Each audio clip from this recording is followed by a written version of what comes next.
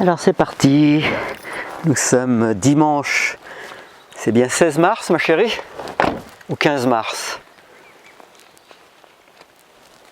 On est le combien? Quelle date on? Je sais pas si on est le 15 ou le 16.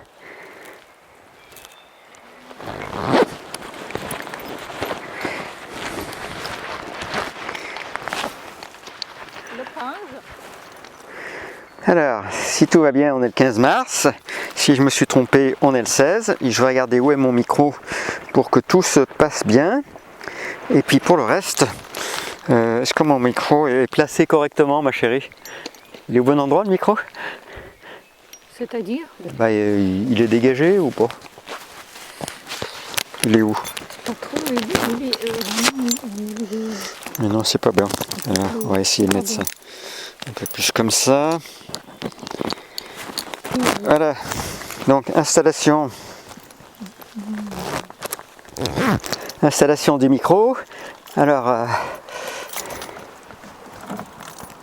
dégagé. voilà les amis, bienvenue donc. C'est fermé? Oui.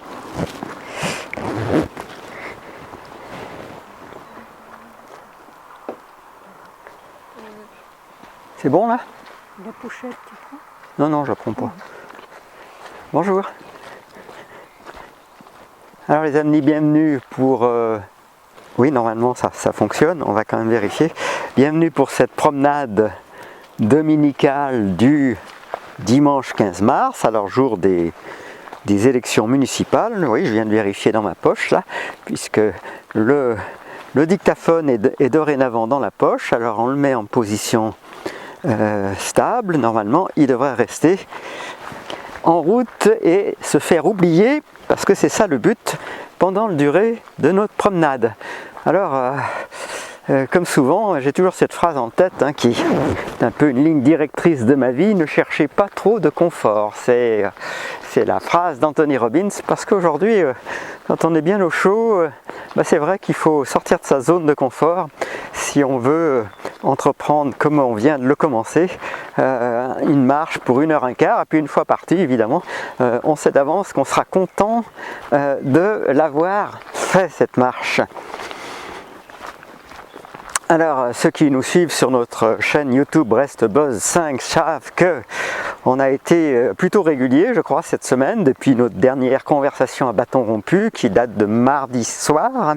La prochaine, celle qui est en train d'être enregistrée ce dimanche, aura vraisemblablement lieu, sera publiée vraisemblablement mercredi soir. En tout cas, on a quasiment publié tous les jours un web journal. Alors c'est vrai que quand on prend du recul, c'est le but de cette marche, c'est justement de sortir du flot de l'information quotidienne pour avoir du recul, pour avoir une réflexion et surtout pour revenir à quelque chose de plus sensoriel, le mouvement. Et puis, bonjour. Et puis, pour le coup, là, une bruine bien tenace ce dimanche qui a retardé notre heure de sortie. Et puis, voyant que ça ne s'améliore pas, finalement, on se décide à affronter l'humidité, le brouillard et une fraîcheur tenace en ce printemps qui s'approche. Et on n'est pas loin de la brume d'il y a 15 jours, 3 semaines, au bord du lac du Drennec, et nous voilà partis, donc Léna et moi, pour cette marche. Alors, à l'heure où nous marchons, certains sont en train d'aller voter. Je ne pense pas que les bureaux soient déjà fermés. Et évidemment, en venant en voiture, on a quelques kilomètres à faire pour rejoindre notre chemin qu'on est en train de fouler de nos pieds. Eh bien, la question, est-ce que ça sert encore à quelque chose de voter? Alors notre réponse choquera tous ceux qui sont encore convaincus que oui, il faut voter parce que tu ne te rends pas compte, tous ceux qui ont lutté pour avoir le vote. Et puis Léna, qu'est-ce que tu me disais à propos du vote? Que beaucoup n'ont pas droit de voter dans beaucoup de pays, alors qu'ici on a droit. Donc ils sortent l'argument qu'on vote parce qu'on a droit de voter. Voilà, donc puisque beaucoup n'en ont pas le droit et que nous on en a le droit, ça serait évidemment être complètement inconscient de cette chance énorme qu'on a de voter. Alors je trouve que cette chance, cette soi-disant chance mérite d'être questionnée, parce que c'est un peu comme, ça va de pair avec le mot démocratie, hein. Est-ce que, comme on nous l'a vendu depuis notre plus tendre enfance à l'école et ailleurs et sur toutes les chaînes de télé, élection après élection, est-ce que la démocratie est la forme la plus aboutie de gouvernance? C'est la grande question. Alors je crois que je vous laisse assister les amis au spectacle du monde. Bonjour. Et le spectacle du monde, hein, c'est ce qu'on considère comme une grande puissance, les États-Unis. Je vous laisse décrire le spectacle qu'ils nous donnent à voir en ce moment et puis vous faire une idée d'à quoi conduit la démocratie. Et puis, même si je ne suis pas là pour défendre le régime des mollahs, juste une question à vous poser. Est-ce que c'est vraiment meilleur? Écoutez les amis, je n'en suis pas aussi sûr que certains. Alors, de là à me faire dire que je défends ce régime, c'est pas mon sujet. Mon sujet, c'est de se demander quand est-ce que les citoyens vont réaliser que déléguer encore, alors j'ai l'impression parfois d'être un peu le clone d'Étienne Chouard, bien que j'ai aucune délégation et puis que j'ai hélas trop peu participé aux ateliers qu'il propose, hein.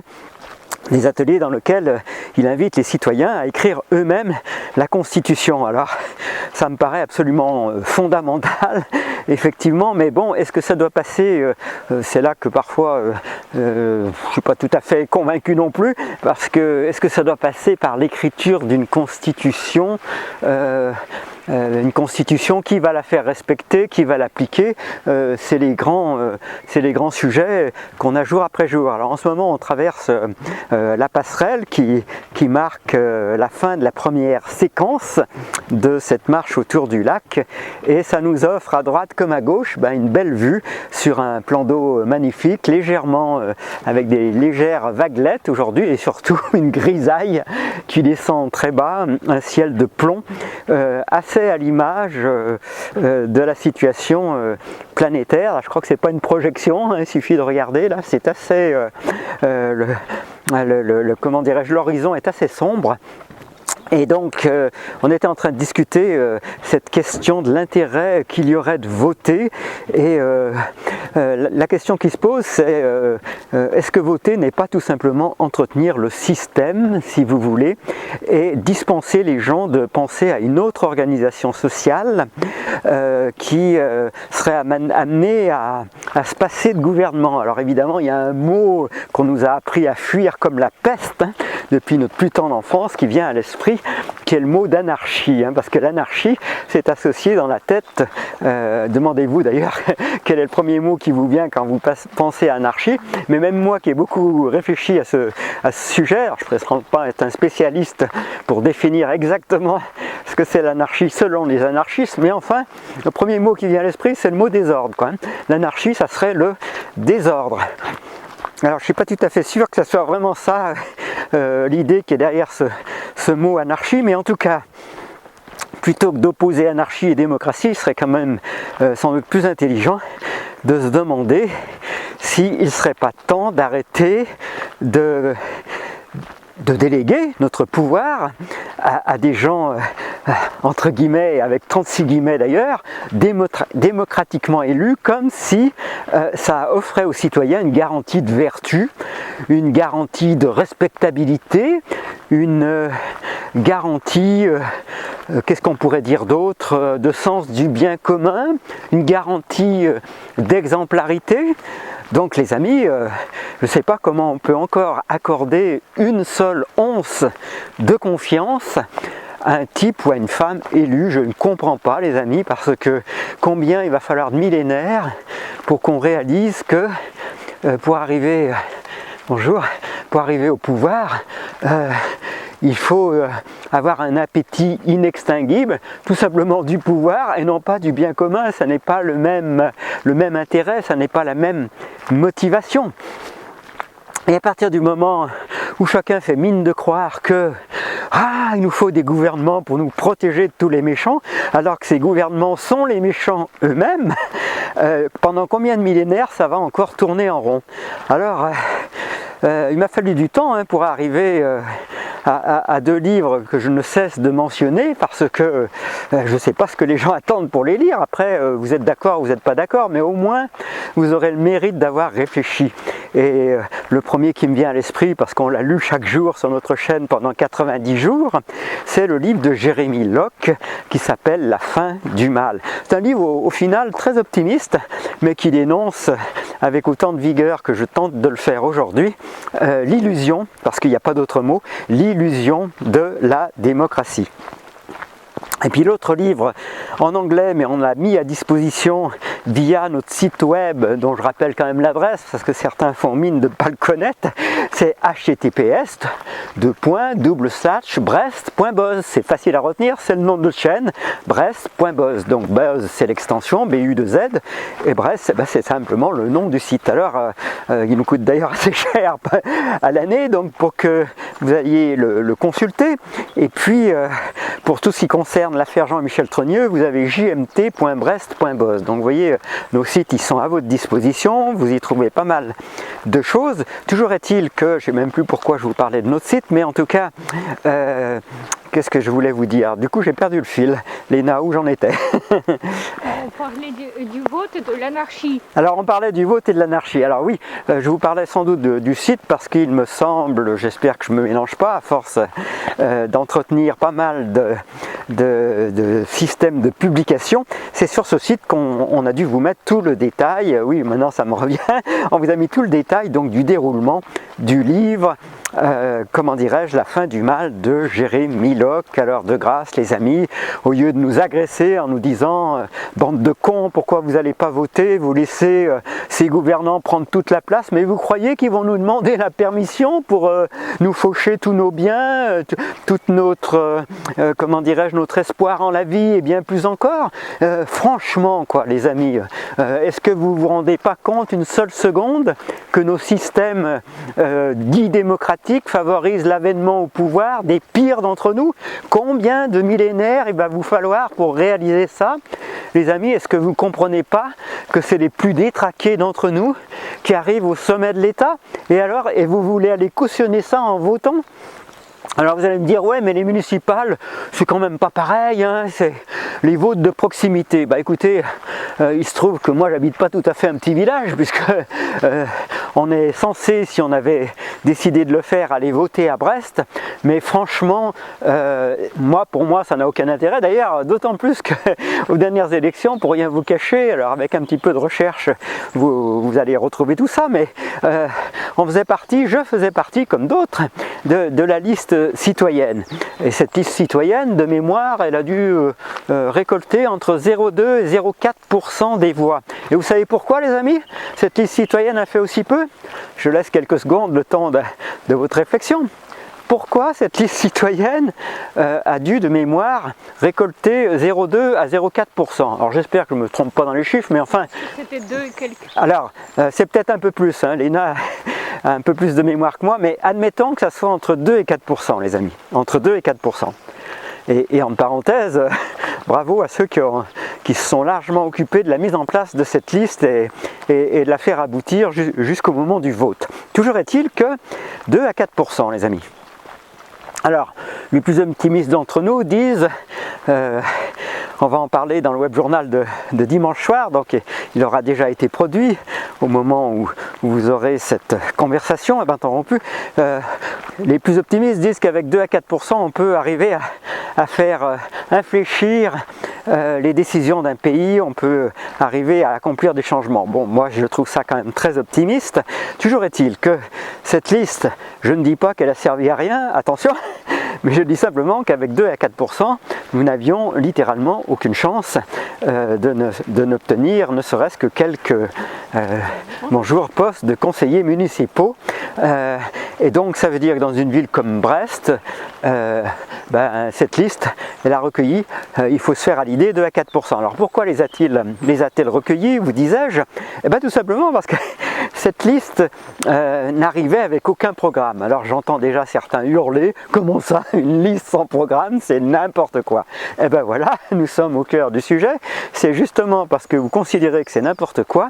Ça veut dire quoi quand vous dites c'est n'importe quoi? Posez-vous la question. Qu'est-ce que vous voulez dire quand vous dites c'est n'importe quoi? Plutôt que de clore le débat avant même de l'avoir entamé, les amis.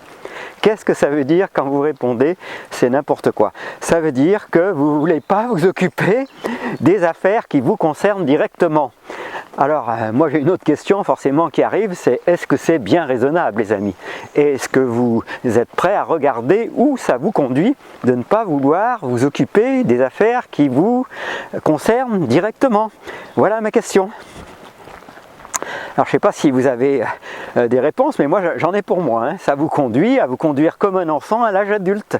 Est-ce ça que vous voulez, les amis? Est-ce vraiment ça que vous voulez? Alors après vous allez me sortir toutes les excuses du monde, j'ai pas le temps, et ceci et cela, j'y connais rien, et ainsi de suite, quoi. Mais réfléchissez un instant. Regardez M. Macron qui a tourné sa veste par rapport au nucléaire, mais qui en entendant a démantelé toute ce qui faisait la fierté française et aussi ses connaissances technologiques, les spécialistes, etc. pour cette énergie, cette forme d'énergie qu'on nous a diabolisée. Et moi-même, j'étais pas tellement favorable au départ, mais enfin, il faut reconnaître que ce qu'on nous a opposé en face est bien pire. Alors, il y a un moment donné, voilà. Et donc, quand ce monsieur, après avoir tout démantelé, retourne sa veste, quel prix devoir-t-il payer pour avoir entraîné un pays tout entier dans la mauvaise direction? Je vous laisse la réponse, j'ai la mienne, mais je pense que la vôtre va valoir la mienne si vous êtes honnête dans votre réponse, parce qu'il n'y a quand même pas 36 réponses. Donc, face à des personnes qui n'ont aucun sens du bien commun, qui sont comme des girouettes, et qui usent et abusent de cette espèce d'anesthésie de beaucoup d'entre nous, qui ont toute une série d'excuses dont il faudra peut-être un jour écrire la liste, enfin elle doit bien déjà être écrite quelque part, j'ai pas le temps, ça me dépasse, j'y comprends rien, etc., etc. Eh bien, ça conduit à surévaluer la valeur et surtout la bonne foi de certains, et à sous-évaluer évidemment vos capacités d'intelligence, de choix, etc. Alors quand vous voyez les erreurs que font, enfin qui n'en sont pas, il faut quand même être très clair, mais les soi-disant erreurs de nos gouvernants, parce que plutôt que de dire que ce sont des salopards tout simplement, des traîtres à la nation, on n'a même plus de mots, des criminels, eh bien on préfère dire que ces gens-là auraient été incompétents. Alors on voit encore des postes traîner traitant ces gens d'incompétents. Alors c'est pitoyable parce qu'évidemment ils savent très bien ce qu'ils font, les amis. Ils savent très bien ce qu'ils font. Ce sont simplement des personnes dont les intérêts ne sont pas ceux de la nation, alors que vous les appeliez agents étrangers ou ce que vous voulez, dans tous les cas, ils n'ont rien à faire à la place où ils se trouvent, mais ils y sont parce que certains ont cru qu'ils les avaient élus, quoi. Ils ont cru que c'était le fruit, évidemment, d'une réflexion collective qui aurait abouti à désigner les meilleurs d'entre nous pour la conduite de la nation. Avec cette logique tout simplement infernale, qui n'est autre que la défense de la perversion à tous les niveaux, parce que je vous laisse creuser un peu les sujets. Alors à chaque fois, il faut que la personne qui était au pouvoir en soit repartie pour qu'enfin les affaires commencent à sortir, quoi. Alors on a toujours 3 trains de retard à ce rythme-là, les amis. Donc combien de temps, j'ai envie de m'adresser à chacun, va-t-il vous falloir pour vous réveiller? Moi je pose la question parce que je ne sais pas lire ni dans les astres ni ailleurs, donc simplement je m'interroge et je reste, je dois le dire, sans réponse. Alors c'est vrai que tout ça, ne pas avoir de réponse, il y a une conséquence, c'est l'incertitude. C'est l'incertitude. Alors il n'y a qu'une chose dont on est sûr, c'est que rien n'est jamais éternel, tout change tout le temps, c'est un peu la philosophie, je crois, chinoise, de la sagesse chinoise, j'entends. Et évidemment, c'est ces certitudes qui sans arrêt nous induisent en erreur, puisque nous sommes tous, moi y compris, je n'y échappe pas, mais pétris de certitude. Alors tant que nous aurons la certitude que la démocratie est le système le plus abouti, ça peut durer longtemps. Alors finalement, je suis content que ces élections municipales me donnent l'occasion eh bien, de m'exprimer et de me demander à moi-même où est-ce que tu en es, toi, Pierre, puisque c'est mon prénom, où est-ce que tu en es sur cette utilité du vote. Alors sachez que j'ai voté tard dans ma vie, hein, j'ai 71 ans, mais la dernière fois, si ça se trouve, j'en avais déjà au moins 65, je ne sais pas si l'ENA s'est remontée dans les dates, et voilà, et chaque dernière fois, je me suis dit que, quand même, tu dois aller voter, etc., etc. Et puis on en est là à se bagarrer quant à savoir si c'est utile ou pas d'aller voter, mais est-ce vraiment le sujet, les amis? Alors je sais bien qu'il y a la phrase de Coluche, mais il y en a beaucoup qui rigolent avec Coluche quand ils le réécoutent, sauf qu'ils n'ont pas l'air d'avoir approfondi beaucoup sa philosophie, parce que je vous rappelle que Coluche a quand même dit, si voter servait encore à quelque chose, les amis, ça ferait longtemps que ça serait interdit. Mais on n'a pas l'impression, on a l'impression que les gens, ils prennent de chaque humoriste ce qui les arrange et puis ils laissent tout le reste, quoi. Alors, Coluche, tout rigolo qu'il était, c'est certainement une des personnes qui avait une clairvoyance remarquable. Alors, il serait plutôt intéressant de prendre le personnage dans son ensemble si on veut prétendre connaître un tout petit peu eh bien, la personnalité et la philosophie et surtout les prises de position de Coluche. Ça ne se réduit pas à trois choses qui vous font rigoler. C'est une vue d'ensemble impitoyable et on est toujours en droit de s'interroger sur les modalités de sa mort, puisque nul doute qu'en voulant se présenter à la présidentielle, c'était quelqu'un qui dérangeait. Alors aujourd'hui on a son équivalent, il me semble. Comment s'appelle-t-il ce personnage dont on interdit toutes les conférences, avec son histoire de Connell et bien d'autres. Je sais pas si... Alors ma mémoire me joue des tours, mais je suis sûr que vous avez le nom en tête, donc vous allez réparer mes petits trous de mémoire. Alors voilà. Alors, on fait une petite pause parce que on n'aime pas trop les chiens qui viennent nous sauter dessus, même si personnellement j'en ai pas spécialement peur, mais enfin voilà. Donc cette pause étant faite, ben là on est face au lac, les amis, non loin du petit resto qui se trouve en bordure et du centre nautique. Alors j'espère que vous êtes bien installés et que vous prenez plaisir. Bonjour. Vous prenez plaisir à ces petites causeries qu'on aime avoir avec vous une fois par semaine pour sortir un peu la tête hors de l'eau par rapport à cette masse d'informations considérables, parce que là on en est à ergoter pendant des jours quant à savoir d'ici que cette comment dirais-je, conversation soit mise en ligne, je ne sais pas ce qui sera apparu d'ici là, mais enfin on en est à ergoter si M. Netanyahou est encore vivant ou pas, si c'est une manœuvre délibérée de ne pas le faire apparaître sur les écrans, etc., etc. Alors on suppose. Tu voulais dire quelque chose ? Par rapport au vote, Pierre a voté au moins jusqu'à ses 68 ans. Mais les dernières élections, c'était la goutte qui a fait déborder le vase.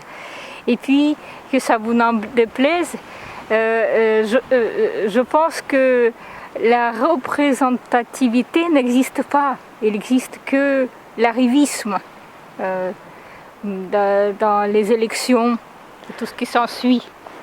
Donc Léna a bien recentré le sujet, hein, donc j'y reviens encore un peu parce qu'il y a tellement à dire sur ces élections. Léna parle d'arrivisme. Encore, il faut reconnaître que notre système électoral, c'est un système de tri absolument parfait. Je crois qu'on aurait voulu le faire, ça aurait été compliqué. Pour sélectionner les plus traîtres d'entre nous, les plus ambitieux, mais ça veut dire, évidemment, vous l'avez compris, les plus opportunistes. Et j'aimerais bien qu'on m'explique en quoi l'opportunité a à voir avec le sens du bien commun, les amis.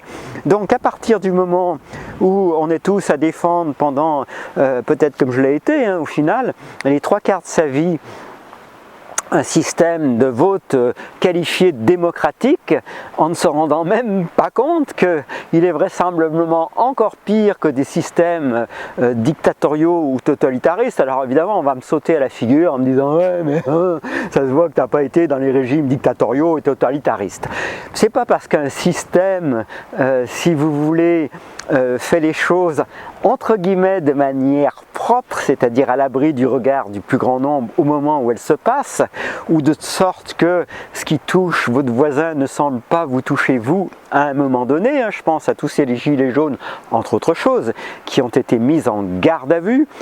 Est-ce que c'est autre chose, les amis, que du bâillonnement de parole? Est-ce que c'est autre chose que de l'intimidation? Est-ce que c'est autre chose que de la violence? Enfin, il faudra que les gens se décident enfin à se positionner plutôt que de botter toujours en touche, quoi.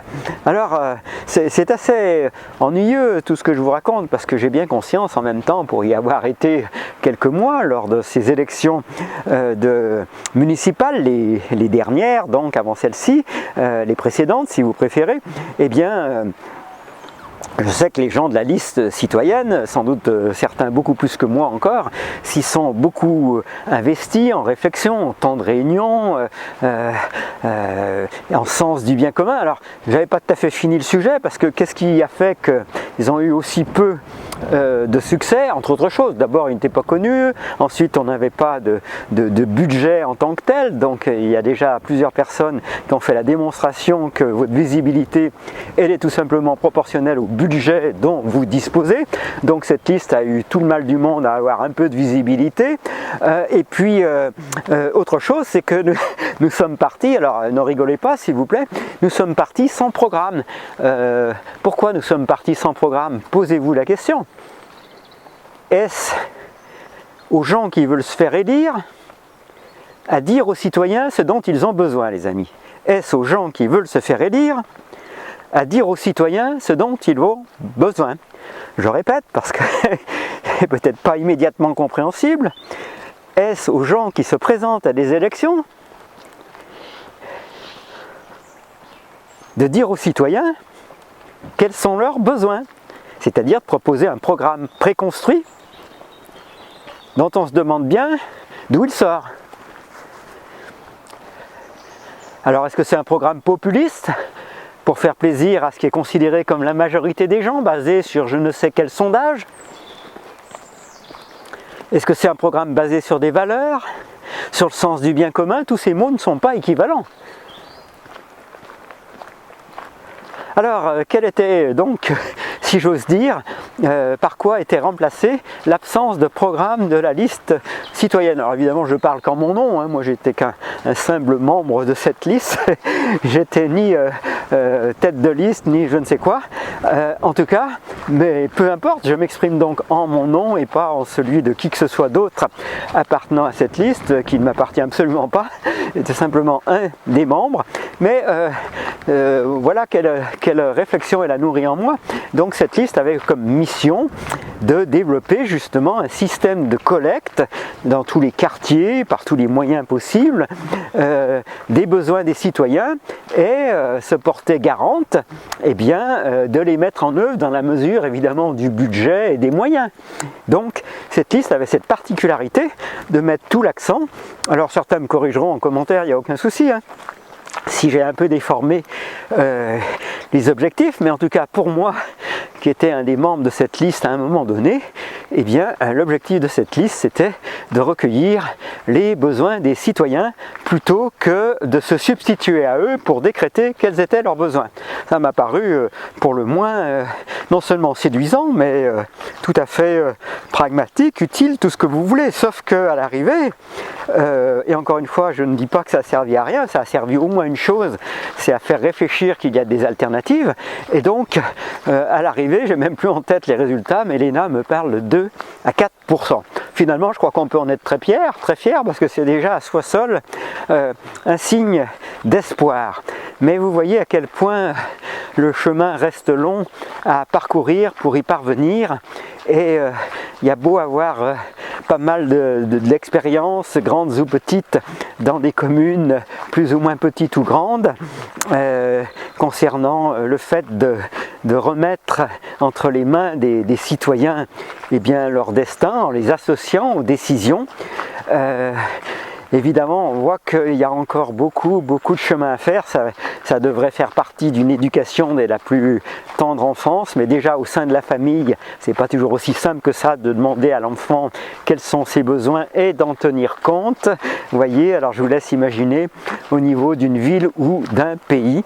Et alors on a à la fois ces élections les plus proches des citoyens, qui sont les élections des maires et des listes donc dans les communes, et puis on a à la fois cette situation géopolitique qui paraît très loin de nous, voire à des milliers de kilomètres, où en ce moment même des innocents meurent sous les bombes jour après jour, et où il y en a encore qui sont en train de défendre le droit d'Israël à se défendre au motif qu'elle a été victime d'une attaque terroriste par le Hamas, sur laquelle il y aurait beaucoup à dire, parce que qui finance le Hamas, qui a favorisé ce groupe terroriste, qui est-ce qui a intérêt à le voir prospérer, etc. Enfin bon, le sujet, on ne va pas l'ouvrir maintenant, il y aurait tellement à dire.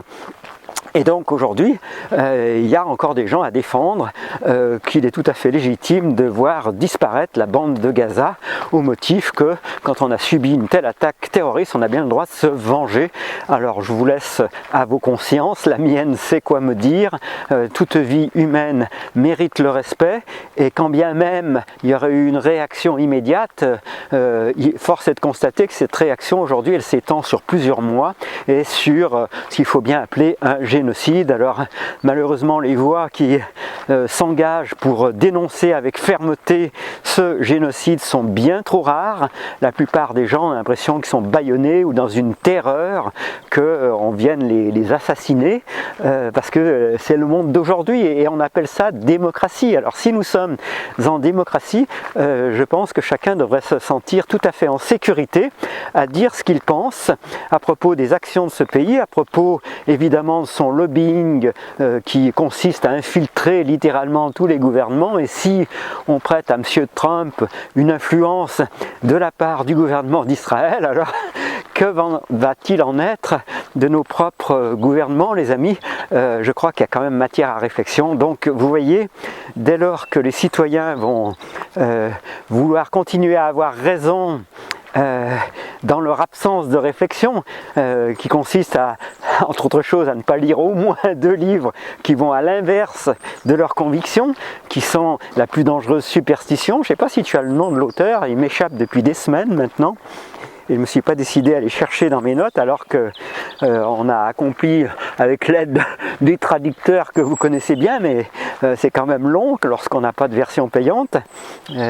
L'auteur du livre La plus dangereuse superstition. Larkenrose. Larkenrose, merci Léna. Que serais-je sans Léna? Merci. Alors, Larkenrose, ça fait 10 jours que je mentionne ce livre et l'auteur, d'habitude ça me revient au bout de 2-3 jours, mais là ça ne revenait pas du tout. Merci à Larkenrose. Alors la plus dangereuse superstition, c'est-à-dire que on comprend bien qu'on est en train de toucher là au système des croyances. C'est un sujet délicat parce que les croyances que nous avons, nous sommes rarement amenés à les considérer pour ce qu'elles sont, c'est-à-dire des croyances, ce qui signifie qu'elles ne sont pas des vérités, quoi. En aucun cas, une croyance n'est une vérité. Alors, à partir de là, moi j'ai trouvé comme seule pratique, il y en a sans doute d'autres, mais moi c'est la seule que je connais, donc je ne peux pas vous en partager 36. La vie est trop courte pour faire l'expérience de toutes les pratiques et puis des théories plus ou moins farfelues ou plus ou moins utiles. Vous découvrez qu'après coup qu'elles sont farfelues, donc c'est là la complexité. Moi mon point de vue il est assez simple, que vous le partagiez ou non, c'est que je fais davantage confiance à quelque chose qui vient du passé, qui a traversé les millénaires, et je parle de ma pratique de yoga, que quelque chose qui vient d'être pondu par le dernier Pékin qui a envie de se faire connaître et qui a trouvé un bon moyen marketing de présenter ça comme la dernière nouveauté. Alors ce yoga ayant traversé des millénaires, bien évidemment il y a toujours des gens qui l'utilisent pour des fins bien autres que la connaissance de soi et surtout de la nature de son esprit.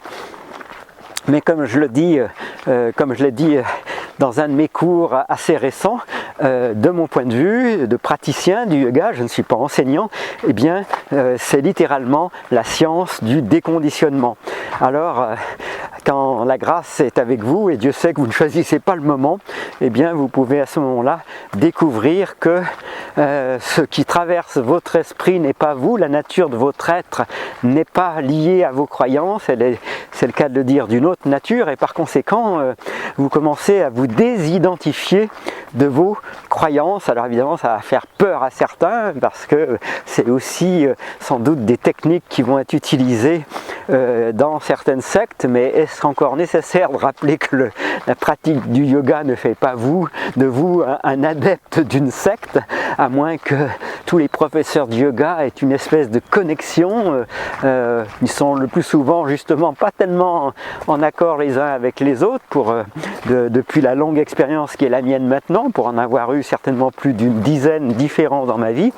Alors, parce qu'ils ont appris leur pratique dans des écoles différentes, que chaque école a besoin de marquer sa différence, et parfois ça fait un peu oublier les racines du yoga, c'est bien dommage, ce qui fait que je préfère toujours, quand c'est possible, revenir aux sources, ce qui pour autant ne signifie pas que je suis allé en Inde ou ou dans un ashram ou que sais-je, mais en tout cas j'aime retrouver des gens qui font plus référence aux sources qu'à leur école, quoi. Alors ça demande évidemment une certaine force de caractère, une certaine indépendance d'esprit, une autonomie mentale, et qu'on ait été dans telle ou telle école, il me semble que la pratique à elle seule devrait pouvoir permettre de s'extraire de tout ce qui a été conditionnement, pour peu qu'elle soit sincère, régulière, persévérante dans le temps. Bref, c'est pas le but de cette émission de vous entraîner dans la voie du yoga si tel n'est pas votre chemin, mais c'est simplement pour vous partager que c'est depuis les expériences d'immobilité, de silence, que je vous parle le plus souvent, parce que c'est là qu'on découvre que, quel que soit ce qu'on croit, nous ne sommes pas ce que nous croyons, c'est-à-dire que nos croyances ne sont que des habits que nous portons provisoirement, et que ces habits, eh bien, quand vous allez à la douche, sauf à prendre votre douche tout habillée, vous les posez sur une chaise, et que lorsque vous vous éloignez de la chaise où sont posés vos habits, vous découvrez de manière très concrète et pratique que vos habits ne sont pas vous, puisque vos habits sont là-bas, et que vous êtes là où vous êtes, sur vos deux pieds. Alors à partir de là, il serait utile que chacun se souvienne qu'il n'est pas ses croyances, qu'on peut donc se désidentifier de ses croyances, et ça va vous donner beaucoup de souplesse et de marge de manœuvre pour abandonner les croyances qui vous crucifient, parce qu'il n'y a pas d'autre nom, dont vous êtes victime, et j'espère que j'ai réussi à boucler la boucle. Parmi ces croyances, il y a celle que la démocratie est le système le plus abouti.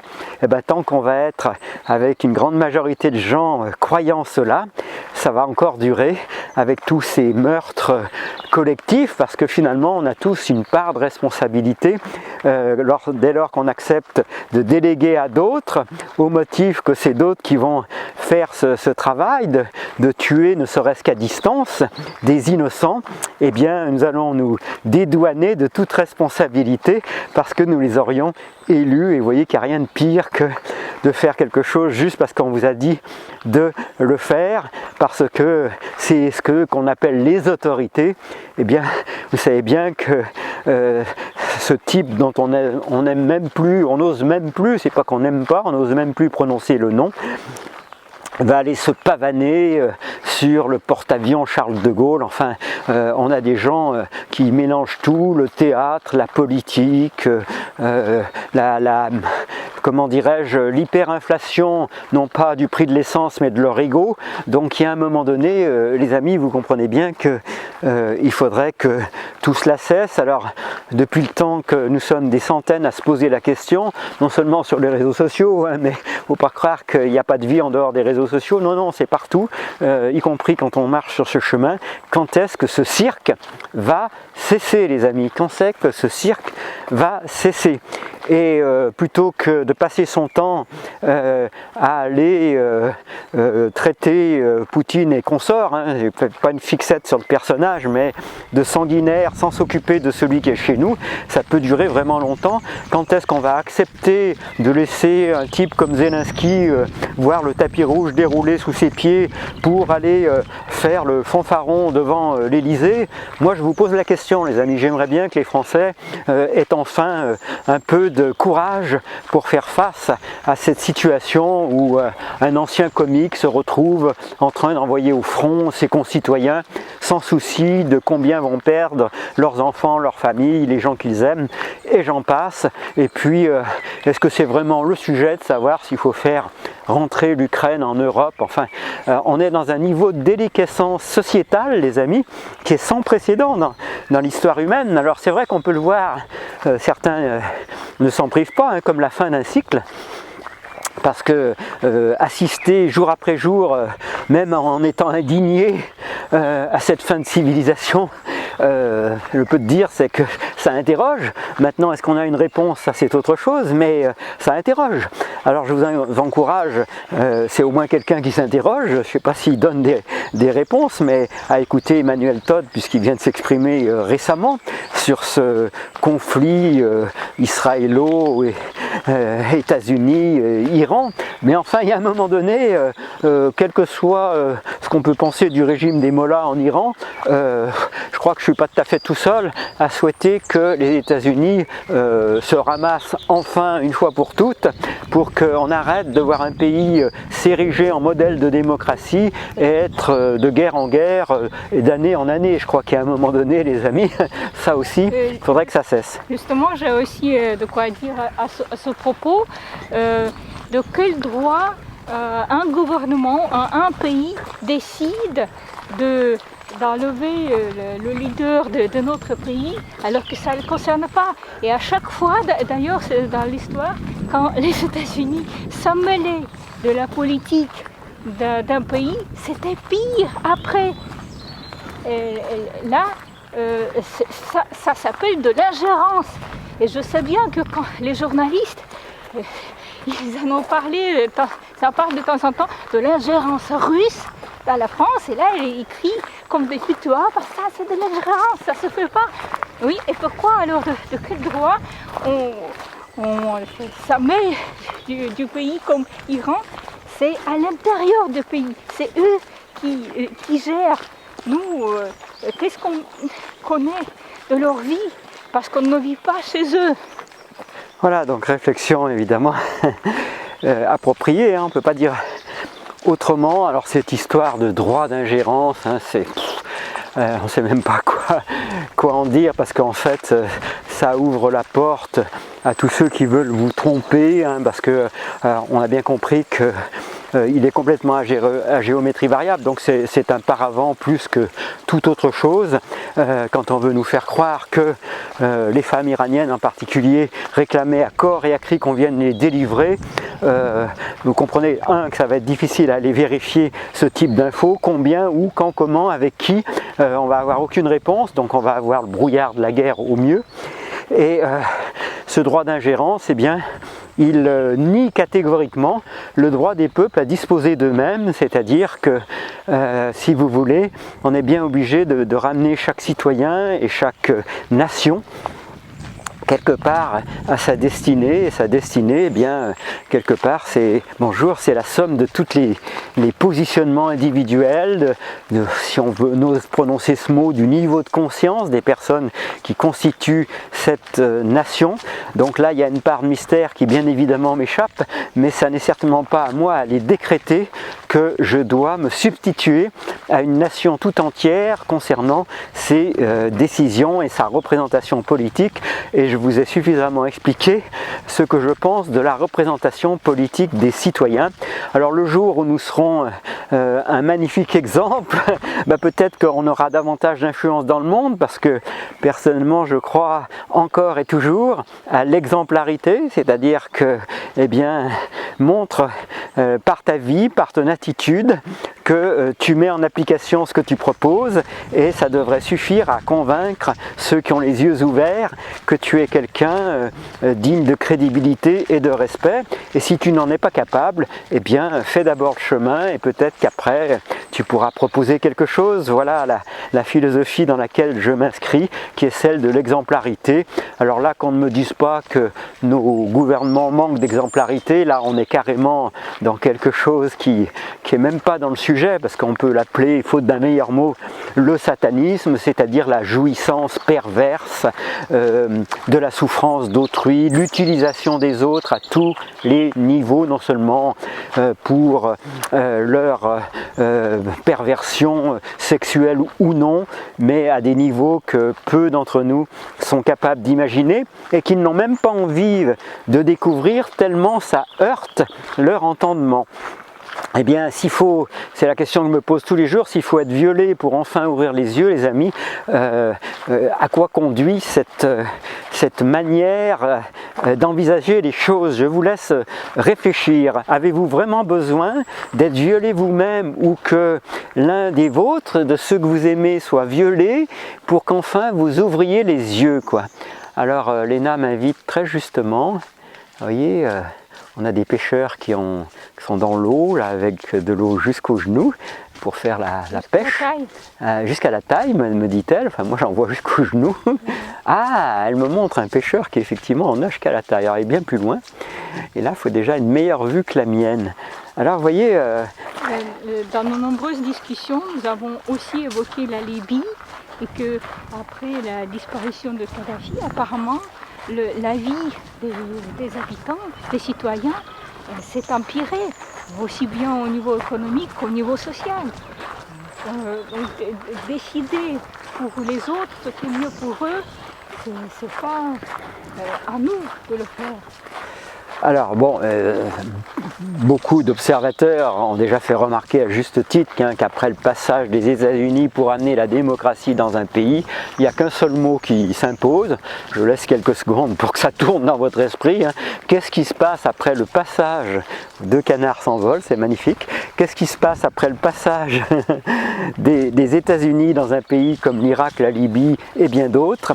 Qu'est-ce qui se passe? Que reste-t-il? Les amis, j'aimerais bien que vous répondiez parce que finalement, vous le savez aussi bien que moi, si vous nous écoutez, c'est que probablement vous êtes acquis à une grande partie de nos conclusions ou qu'au moins vous partagez ce qui nous anime en termes de réflexion.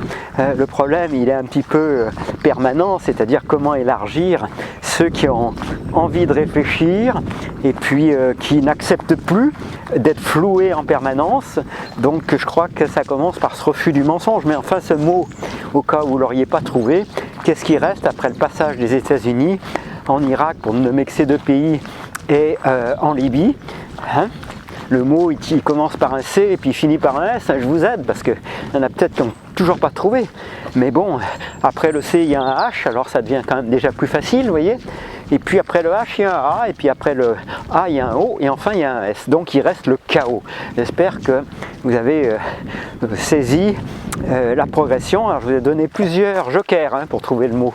J'espère que vous avez su saisir l'opportunité. Bon, il faut bien par moment aller un petit peu dans le sens d'une forme de légèreté. Si toutefois on peut associer légèreté et chaos, ça va être un peu compliqué. Mais en tout cas, je crois que le message sera passé. Ce qui reste après le passage de l'armée américaine dans ces pays qu'elle prétendait libérer, eh bien, c'est le chaos. Alors souhaitons qu'elle soit largement mise en déroute par les forces iraniennes, quel que soit ce qu'on en pense, parce que si ça n'est pas le cas, nul doute que nous connaissons déjà l'issue de ce combat, ça va être le chaos, les amis. Bravo pour la libération des peuples, continuez comme ça, les amis. On ne peut qu'applaudir des deux mains dans son salon, les pieds posés sur la moquette, le cul sur le cuir de son canapé, et il y a des moments, les amis, vous comprenez bien, bien qu'il est urgent, si ça n'est pas déjà fait, de sortir cette colère qui devrait aboutir à une révolution collective, alors qu'on arrête de me parler de révolution intérieure, parce qu'à un moment donné, ça commence à bien faire, hein, avec ces phrases toutes faites, soit le changement que tu veux voir naître en ce monde. Moi, je sais pas vous, mais moi j'en ai ras-le-bol de ces phrases toutes faites qui dispensent de réfléchir et qui vous font croire qu'il suffit justement d'être le changement et que vous allez peser quoi que ce soit autour de vous, alors que vous ne bougez pas les fesses 5 minutes pour affronter vos démons intérieurs, les amis. Alors, on a démarré cette promenade, vous voyez, comme souvent, hein. On est en train de marcher depuis maintenant une bonne demi-heure, Lina et moi, et la brume est en train de se lever, figurez-vous.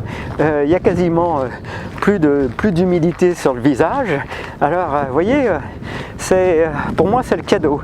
On est sorti avec un peu de difficulté, il faut le reconnaître, de notre zone de confort, puisqu'on était bien au chaud, comme je l'espère vous l'êtes.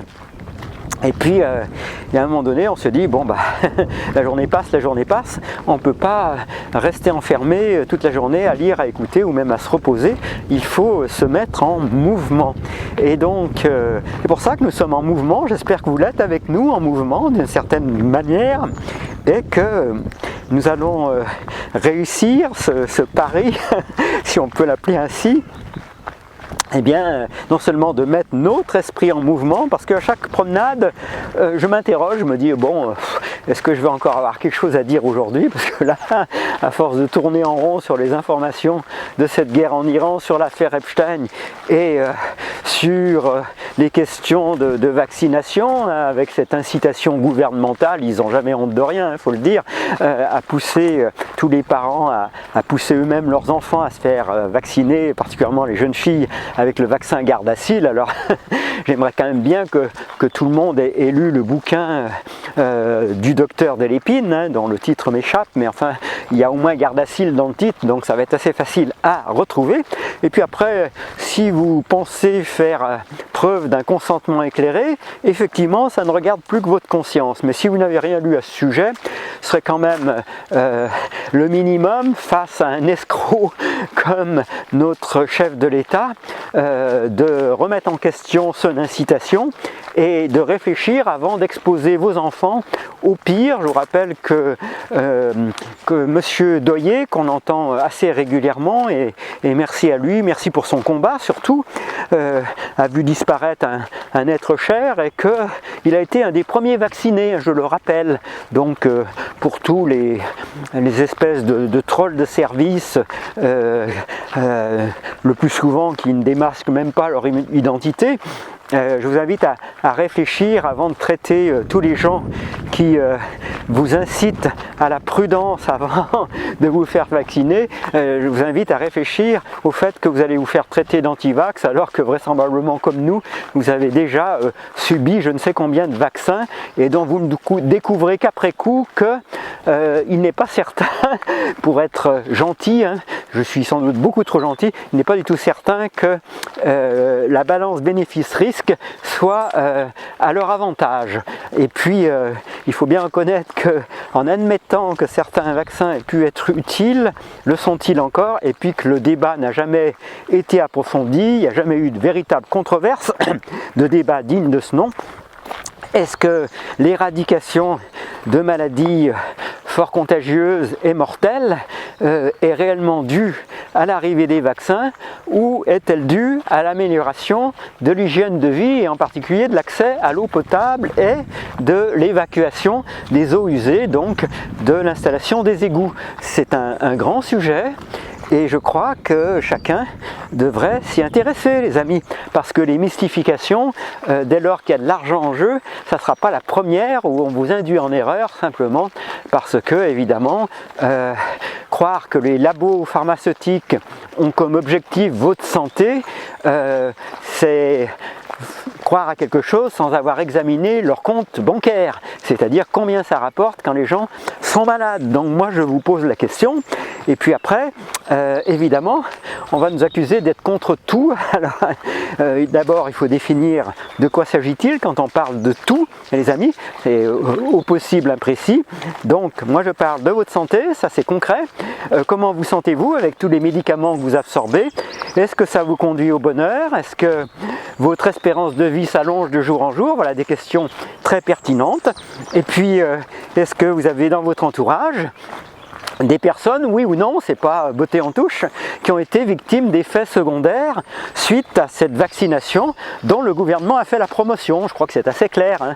Les ministres sont passés sur les écrans comme s'ils étaient tous des spécialistes de la question. On a fait taire des Didier Raoult, des Christian Perron et bien d'autres, dont j'ai pris largement le temps et la peine de lire leurs livres, de les comprendre. Et puis on a fait taire, ou en tout cas on a tâché de discréditer Alexandra Henrion-Côte. Je vais pas pouvoir tous les nommer, les amis. Donc il y a bien sûr Louis Fouché qui s'est investi, bon, et bien d'autres encore. Donc les amis, ça va durer combien de temps ce cirque? Est-ce que vous n'êtes pas assez grand? Est-ce que je ne suis pas assez grand pour décider de ce qui me convient?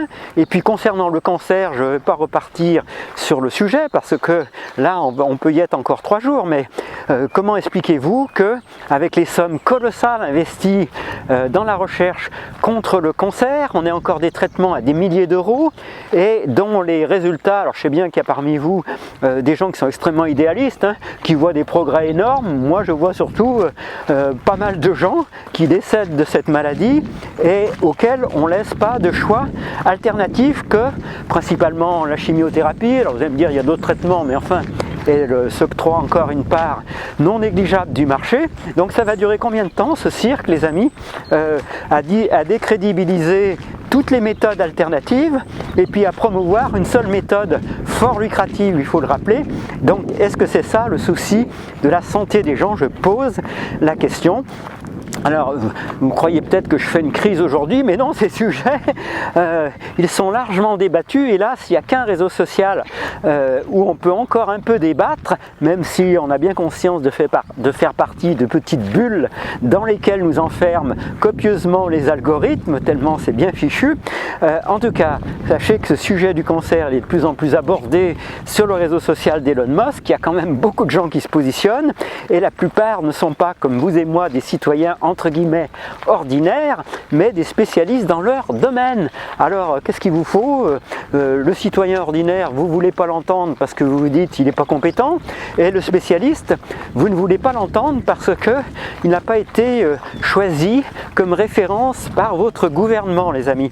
Alors expliquez-moi quelle est votre modalité de réflexion, parce que on a quand même passé je ne sais combien de temps, une bonne demi-heure, 3/4 d'heure, à vous expliquer à quel point les gouvernements n'étaient pas dignes de confiance. Et même maintenant, vous voulez que ce soit eux qui décident quels sont les spécialistes crédibles et quels sont ceux qui ne le sont pas. Il faut que vous m'expliquiez votre mode de réflexion, parce qu'il y a quand même un mot qui me vient constamment à l'esprit, c'est où est la cohérence là-dedans?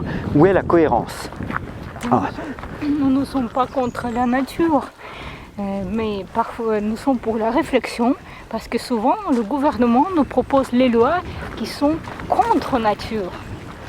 Et c'est à nous de réfléchir. Voilà, donc Léna nous ramène à chaque fois au bon sens, en quelques mots, elle a bien raison. Voilà, quand des décisions sont contre nature, les amis, on a l'impression que du jour au lendemain, depuis que vous votez, enfin je ne peux pas parler pour tout le monde, mais un certain nombre, quand on voit tout de même, alors sauf évidemment à penser que les élections sont truquées, ce qui n'est pas du tout à exclure, hein, parce que c'est grand sujet depuis que nous avons des élections informatisées. Évidemment, moi en tant que membre de la liste citoyenne, j'ai eu cette chance de m'approcher des machines à voter de Brest. Alors bon, j'ai bien essayé de me pencher derrière, mais vous comprenez bien que c'est pas parce que vous voyez les câblages d'une machine à voter que vous avez sous les yeux les programmes qui la font fonctionner.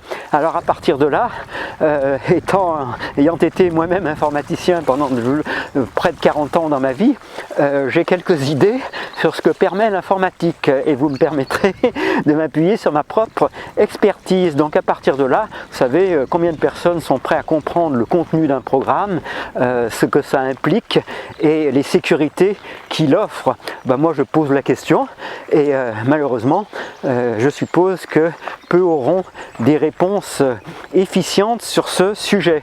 Donc les amis, vous comprenez bien que là où nous en sommes, concernant votre santé, est-il bien raisonnable d'accorder votre confiance à un gouvernement qui n'en mérite aucune?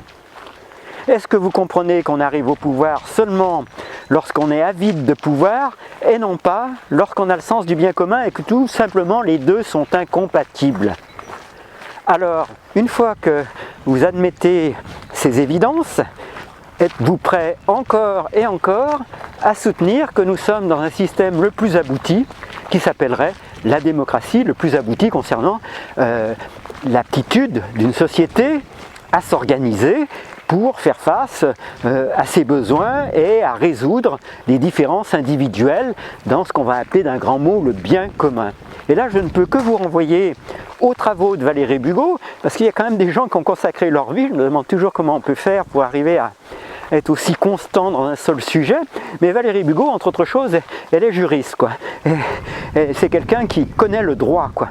Et à partir de là, eh bien, elle va vous expliquer comment ce droit, d'une certaine manière, en ayant été petit à petit noyauté par un autre droit que ce que je vais appeler le droit latin, il y a un mot plus exact, mais enfin, faute du mot exact, je vais l'appeler le droit latin, eh bien notre droit latin s'est fait noyauter par le droit anglo-saxon. Et comme je le rappelais, il me semble, dès la dernière fois, ces deux droits n'ont pas du tout la même finalité. L'un des deux droits a pour vocation de favoriser le plus possible les échanges commerciaux, donc ça c'est un point de vue, donc c'est un droit qui défend la liberté en affaires pour faire simple. Et puis il y en a un autre qui n'a rien à voir avec le droit des affaires, c'est simplement ça défend l'idée qu'il faut trouver un contrat social entre citoyens pour que d'abord ces lois morales qui ont traversé la nuit des temps, qui ont été rappelées au passage dans les 10 commandements, hein, tu ne tueras point, je vais nommer que celui-là, eh bien ces droits sont faits pour le vivre ensemble, ce sont des droits humains et ça n'a pas grand chose à voir avec le monde des affaires et peut-être que sont-ils à plus d'un égard simplement en contradiction ou en désaccord avec le droit des affaires dans la mesure où l'humain n'est pas une affaire de rentabilité, c'est une affaire de respect de soi et de l'autre. J'espère que j'arrive à employer des mots assez simples pour que chacun comprenne les enjeux.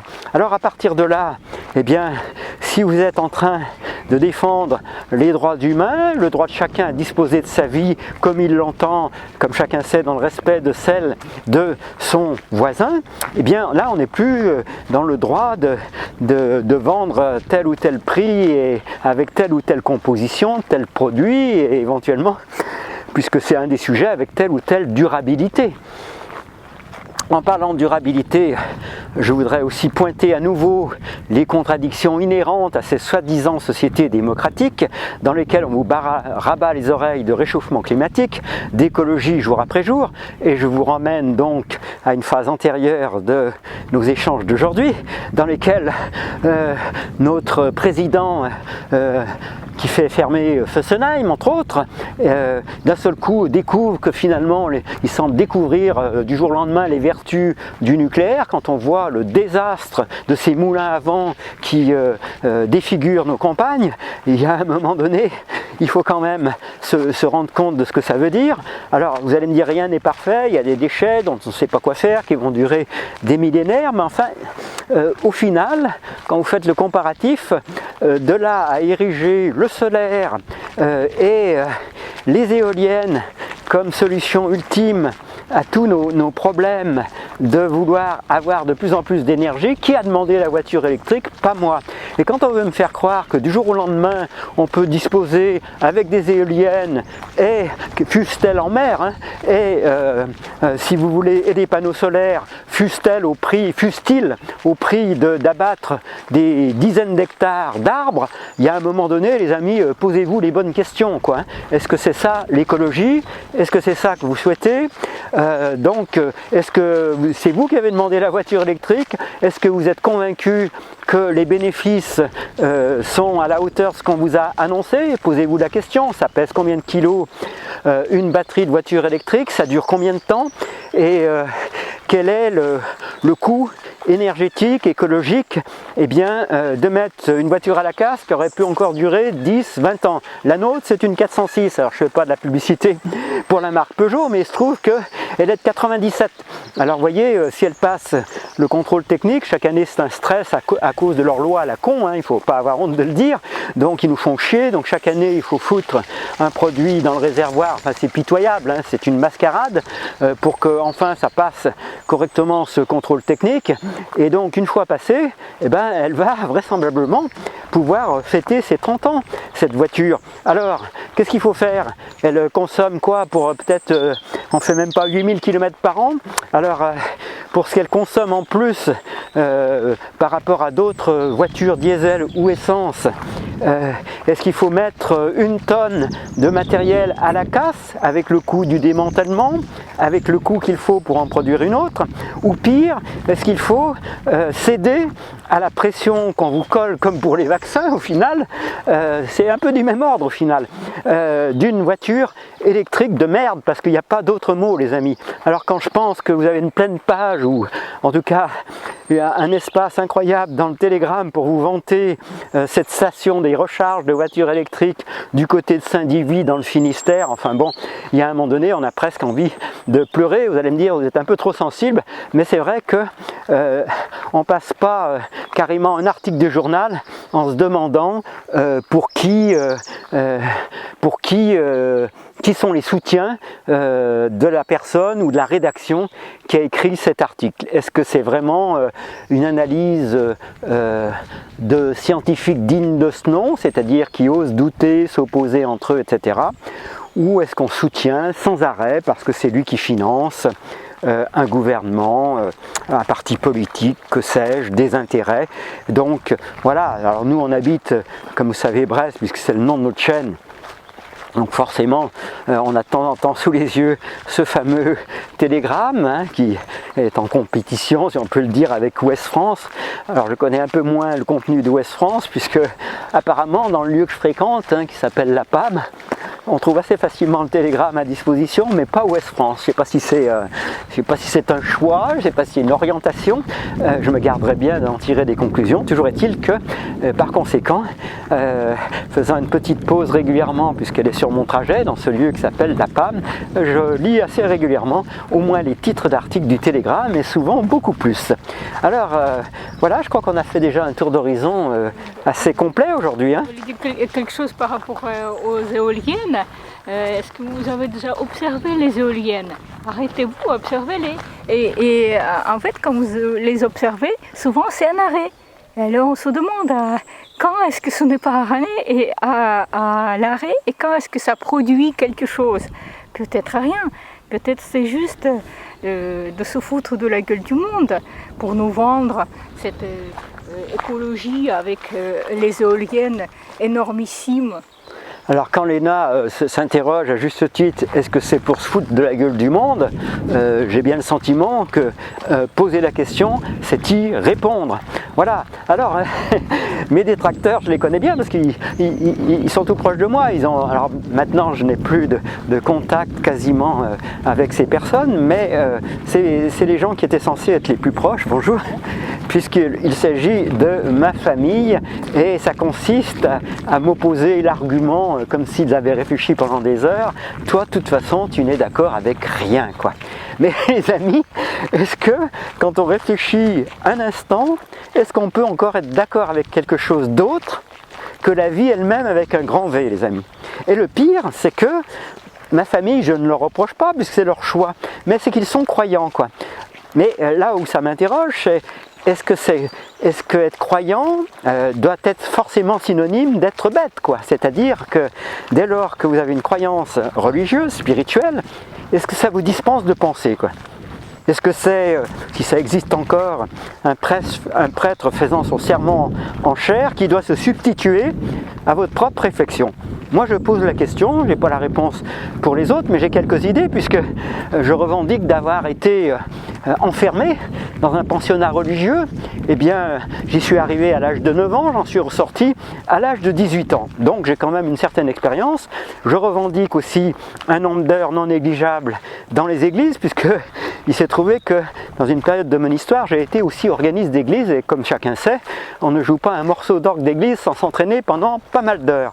Donc je revendique d'avoir une certaine expérience personnelle des enseignements religieux d'une part, certains appelleraient ça le catéchisme, vous appelez ça comme vous voulez. J'ai dû sans doute aussi être, en plus d'être organiste, enfant de chœur à un moment donné, c'est vous dire que on ne peut pas me reprocher de ne rien y connaître, quoi. J'ai été dans cette ambiance pendant 9 ans et je revendique le droit d'en être sorti, et qu'aujourd'hui, autant je trouve l'instrument d'orgue d'église grandiose, autant je ne m'autoriserai plus à aller en jouer, puisque je ne partage pas l'idée que adhérer à une croyance religieuse, fût-elle christique, fait de vous un être plus vertueux que quelqu'un qui ne revendique aucune appartenance religieuse.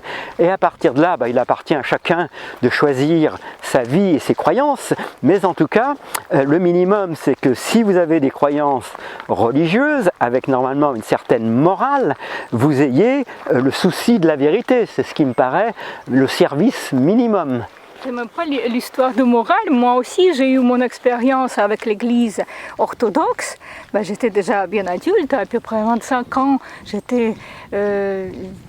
J'allais souvent à l'église orthodoxe, aux messes, etc. Et vous savez ce que j'ai remarqué? J'ai remarqué que les gens, les meilleurs, les plus gentils, et ceux qui avaient vraiment du bon sens, c'était les gens qui étaient hors l'église.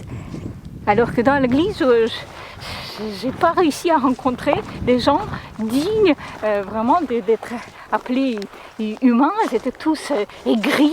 Bon, on le comprend pourquoi.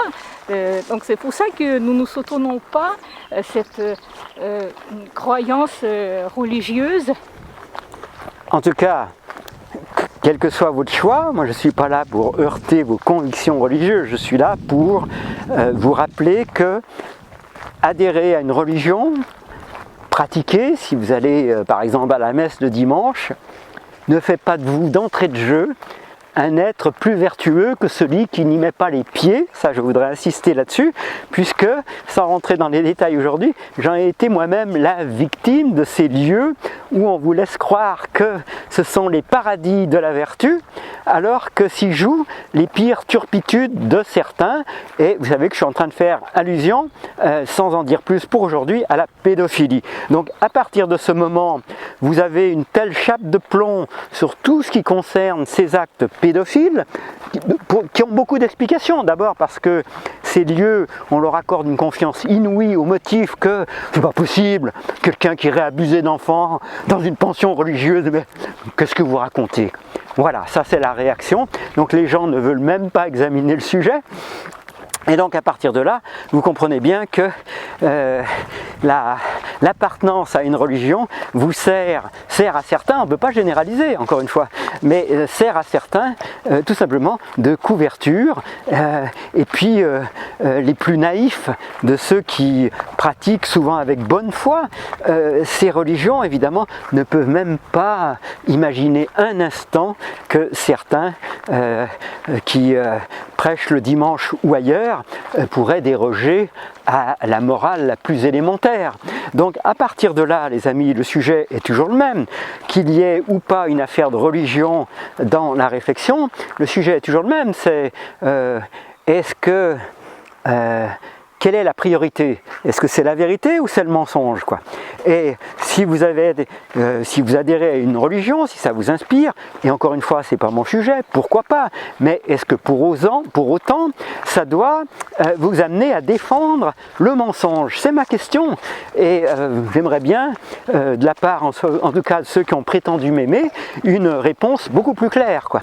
Une réponse radicale, puisque moi je suis traité de radical. Alors, est-ce que, les amis, on peut être moralement respectable à géométrie variable, ou est-ce que cette respectabilité, cette moralité, elle ne peut être que radicale? Moi je vous pose la question, les amis. Réfléchissez à ce sujet, parce que vous comprenez qu'à un moment donné, j'ai quand même subi pas mal d'années, parce que comme beaucoup de gens, on est trop gentil, donc on se dit non, t'as pas le droit de critiquer ta famille, tes parents, tes éducateurs, et donc vous vous interdisez, vous vous auto-bâillonnez vous-même. On appelle ça, les amis, de l'autocensure. Alors à bien des égards, c'est cette même autocensure que beaucoup d'entre nous ont vis-à-vis eh bien, de nos systèmes démocratiques. Donc vous voyez où je veux en venir, c'est-à-dire qu'une histoire personnelle peut subitement devenir, en quelque sorte, quelque chose qui vous fait comprendre que votre histoire n'est pas si personnelle que ça. Bien sûr, on voudrait vous faire croire que vous dites tout ce que je suis en train de vous dire parce que vous-même, vous avez été victime d'un traumatisme. Bon, alors déjà, il faut à un moment donné clarifier une chose, c'est est-ce qu'on admet oui ou non, et là, selon la réponse, ça oriente la suite différemment, qu'on peut ou pas se guérir d'un traumatisme. Si on ne peut pas s'en guérir, quel est finalement le but ultime de toutes les thérapies qu'on vous propose, qu'elles s'appellent psychanalyse ou d'autres? Alors vous allez me dire, le but, c'est pas forcément de guérir. Bon, d'accord, on va pas rentrer dans un trop long débat sur ce sujet, mais enfin, donc, si on peut se guérir d'un traumatisme, prenons plutôt cette deuxième version, puisque c'est la mienne, et bien à ce moment-là, est-ce qu'on va avoir le même discours que ceux qui en sont les victimes? C'est la question. Eh bien moi, j'espère que vous le constatez, ça donne plutôt envie d'ouvrir sa bouche, non pas pour se guérir, parce que en ce qui me concerne, je crois franchement et fondamentalement être bel et bien guéri, mais je crois qu'il faut aussi parler pour tous ceux qui ne le sont pas encore. Et donc à partir de là, c'est un peu le sens de notre démarche de ce dimanche, et j'espère que ma parole portera le plus loin qu'elle peut, non pas parce que je dispose d'un porte-voix, mais si porte-voix il existe, ça sera peut-être vous qui oserez rentrer dans ce qu'on appelle couramment les secrets de famille, qui oserez décider que c'est vous qui allez ouvrir la chaîne de cette généalogie qui enferme tous ceux qui vont en faire partie déjà nés ou à venir dans des chaînes qui sont les chaînes du secret, du non-dit, parce que vous savez que si l'enfant, bonjour, vous savez que si l'enfant n'a pas, au moins au-dessous de l'âge de 7 ans, la rationalité, il perçoit, il sent. Et si on a cru l'épargner en ne lui révélant pas tout ce qu'on considère honteux dans l'histoire familiale, il va se retrouver dans une espèce de pièce de théâtre dont il va être très difficile qu'il perçoive le rôle, puisqu'il ne s'agit de rien d'autre qu'on lui a attribué. Donc là, on rentre dans un champ extrêmement vaste qu'on pourrait appeler la psychogénéalogie, c'est-à-dire dans quelle mesure les secrets de famille non révélés eh bien, nous enferment dans des rôles malgré nous et qui vont conditionner une grande partie de notre vie, sauf à faire une démarche permanente d'auto-inspection, peut-être de déconditionnement par une pratique telle que le yoga. Ça me semble vraiment une voie très prometteuse, certes pas facile, certes on ne peut rien vous promettre, mais une voie très prometteuse quand même, d'apprendre à devenir le spectateur de ses propres pensées, pour employer l'expression la plus courante, lorsque vous êtes en assise dans une posture, si votre corps vous le permet, mais vous pouvez faire ça assis au bord d'une chaise, ça va fonctionner aussi. Et bien si vous devenez le spectateur, c'est-à-dire le témoin, on dirait dans le livre de Denis Boyce, Turia, le spectateur, c'est-à-dire le témoin non affecté de vos pensées, le témoin qui, par définition, ne prend pas parti. Vous allez commencer à vous demander qui est-ce qui a bien pu mettre ces pensées dans votre esprit, puisque vous découvrez subitement que ces pensées, eh bien, elles ne viennent pas de vous. Elles ont donc été transmises. Et les modalités de transmission, évidemment, il y a beaucoup de chercheurs qui tâchent de les éclaircir jour après jour. Mais je crois qu'il vaudrait mieux rester humble dans le domaine et arrêter d'affirmer qu'on aurait une réponse définitive. En tout cas, en première approche, il semble assez évident que le contenu de votre mental, eh bien, vous avez absorbé, ingéré des manières de penser de vos parents, des manières de penser de l'école et des manières de penser de la société dont vous faites partie. Donc, dès lors, il n'est non seulement pas interdit, mais plutôt conseillé de vous demander si votre être profond, celui qui est encore libre, qu'il a toujours été, qu'il sera toujours, est vraiment en accord avec tous ces conditionnements qu'on vous a fait subir, toujours évidemment, vous vous en doutez, puisque la plupart des parents font ça pour le bien de leur enfant, donc qu'on vous a fait subir pour votre bien. Et voilà donc aujourd'hui ce grand sujet qu'on a largement, je dirais, déployé pour vous au cours de cette marche de près d'1h15 autour du lac du Drenef. Là on est, à l'heure où je vous parle, au niveau du barrage du lac du Drenec. Alors aujourd'hui je n'aperçois pas de cormorans perchés, c'est le cas de le dire, sur leur perchoir de béton préféré. Mais enfin, vous voyez, on est parti aujourd'hui de vos conditionnements en tant qu'être. Qu'est-ce qui fait de vous un être libre? Et je trouve que la boucle se referme plutôt bien, puisque ça boucle avec le sujet initial.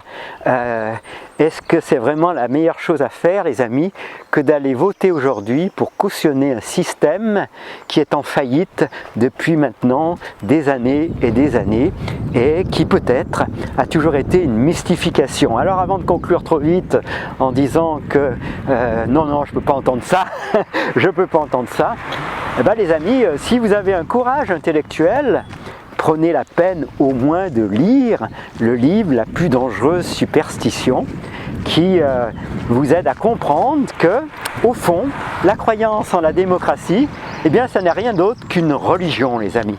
Et quand on voit tous les maux qu'on a pu commettre, tous les meurtres qu'on a pu commettre au nom de la religion, les amis, et aujourd'hui encore même, je vous laisse découvrir le projet, j'ai même pas de mots pour ça, qu'on appelle le Grand Israël. Enfin, vous allez forcément trouver des ramifications. Donc vous voyez, derrière une apparence un petit peu décousue, lorsque on rentre dedans de manière assez abrupte et rapide aujourd'hui, en partant d'une élection municipale pour en arriver à des éléments d'histoire personnelle, pour mentionner des dimensions religieuses, eh bien on arrive au cœur même de l'humain et de sa souffrance finalement. C'est Bouddha qui disait « toute souffrance provient de l'ignorance ». Ou Socrate, connais-toi toi-même et tu connaîtras les dieux. Il manque un mot du coup là.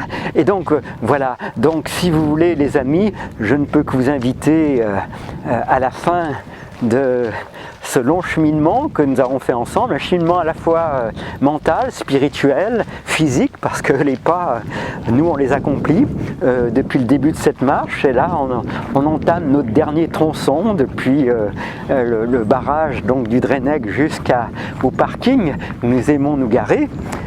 Et donc voilà, et donc vous voyez qu'on a fait ensemble un sacré chemin et j'espère que vous allez être nombreux et nombreuses à réagir par vos commentaires, peut-être pour oser nous dire d'où vous parlez. Ça signifie peut-être partager un peu de votre chemin, parce que c'est aussi ça, expliquer d'où l'on parle. Expliquer votre expérience, sur quoi elle s'appuie, voyez, et j'espère qu'on aura peut-être réussi. Ça reste un challenge, on est toujours en état de doute par rapport à la réponse, mais j'espère tout de même qu'on aura réussi à dépasser le cadre d'une simple opinion, c'est-à-dire que, en tout cas, je le ferai au moins pour moi-même.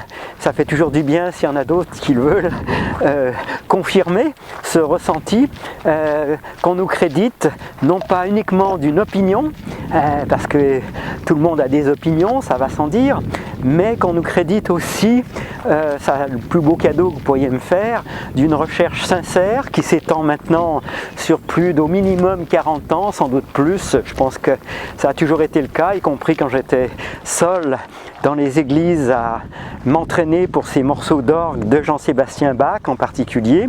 Donc j'ai passé énormément d'heures en solitude, en isolement, et je crois que la solitude est un maître à part entière dans lequel vous êtes face à face avec vous-même, et que je serais curieux de savoir parmi ceux qui nous écoutaient, eh bien, quelle est votre relation à la solitude, où est-ce que vous puisez vos idées, vos réflexions, est-ce qu'elles sont le fruit d'un matraquage idéologique de tout ce qu'on peut percevoir de la société dans laquelle on vit, ou est-ce qu'elles sont le résultat d'un face-à-face avec vous-même, où vous confrontez eh bien, ce que vous ressentez au silence, au vide, parfois à l'absence, en tout cas à ce qu'on appelle la solitude.